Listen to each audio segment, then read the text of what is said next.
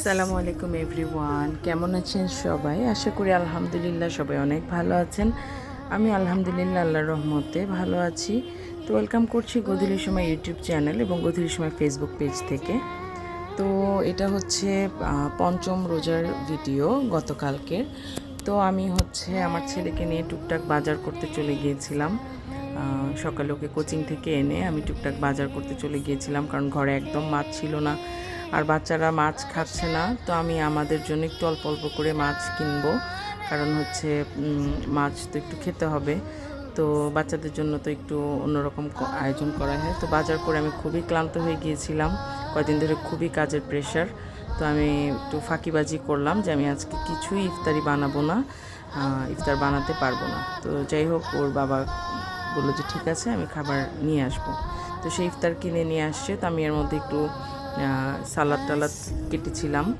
আর বড় ছেলে ইফতার করবে না, সে মুড়িটা খেতে চায় না। তো সে রামেন খাবে। তো যাই হোক, সে নিজেই রামেন বানাতে পারে। তো সে নুডলস দিয়ে রামেন রান্না করেছিল। তো এই তো আমি রেস্ট নিয়ে যে দেখি যে সে রামেন রান্না করেছে।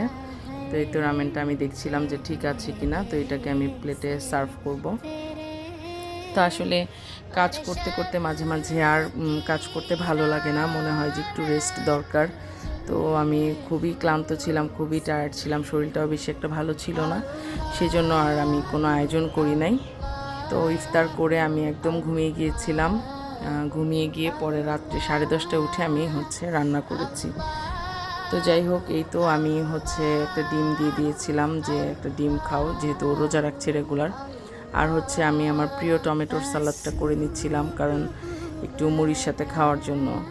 তো এই ঘরে একটু সালাদগুলো করেছি আমি নিজেই, কারণ আমার যে হেল্পিং হ্যান্ডি আপা অসুস্থ, সে কিছুদিন ধরে আসে না। তো এই তো ইফতারির রোজা খোলার পরে ইফতারির মাঝে আমি আবার একটু ভিডিও নিলাম যে সে কীভাবে রামেন খাচ্ছে দেখার জন্য। যে ছোটো ছেলেও খাচ্ছে, আর বড় ছেলে চপস্টিক দিয়ে খাচ্ছে।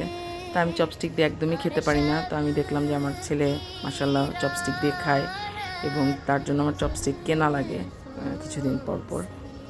তো এই তো আমি সালাদ দিয়ে টমেটোর সালাদ দিয়ে মুড়ি খাচ্ছিলাম, আর ওর বাবাও মুড়ি খাচ্ছিল। আসলে ইফতারি যদি এক একজন এক এক রকমের করা হয় আইটেম এক একজনের জন্য, সেটা খুবই কষ্টদায়ক। এই কয়দিন আমি আয়োজন করার পরে আমি খুবই ক্লান্ত হয়ে গেছি। তো আমি ভাবছিলাম যে আমার একটু রেস্ট দরকার। তো এর মধ্যে আমি 10:30টায় উঠে একটু মাংস বসিয়ে দিয়েছি, ভাত বসিয়ে দিয়েছি, আর ডাল করেছিলাম। তো আমি এতটা ঘুম ছিলাম, আর এতটা ক্লান্ত ছিলাম, আমার ভিডিও তেমনভাবে নেওয়া হয় নাই।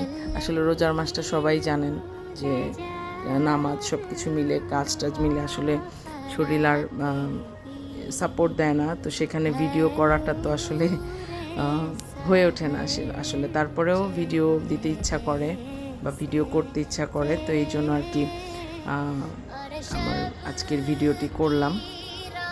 তো আপনাদের যদি ভালো লেগে থাকে, লাইক, কমেন্ট এবং শেয়ার দিয়ে পাশে থাকবেন, এবং আমার ইউটিউব চ্যানেলটা আপনারা ভিজিট করে আসবেন, গোধূলির সময় ইউটিউব চ্যানেল। তো এই তো আমার রান্না শেষ হতে হতে প্রায় রাত 12টা বেজেছিল।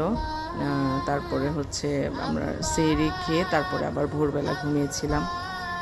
তো এই তো আশা করি সবাই ভালো থাকবেন, আল্লাহ তাআলা সবার রোজা কবুল করুক। আমার জন্য দোয়া করবেন, এবং সবাই অনেক ভালো থাকবেন, আল্লাহ তাআলা সবার রোজা কবুল করুক। আল্লাহ হাফেজ।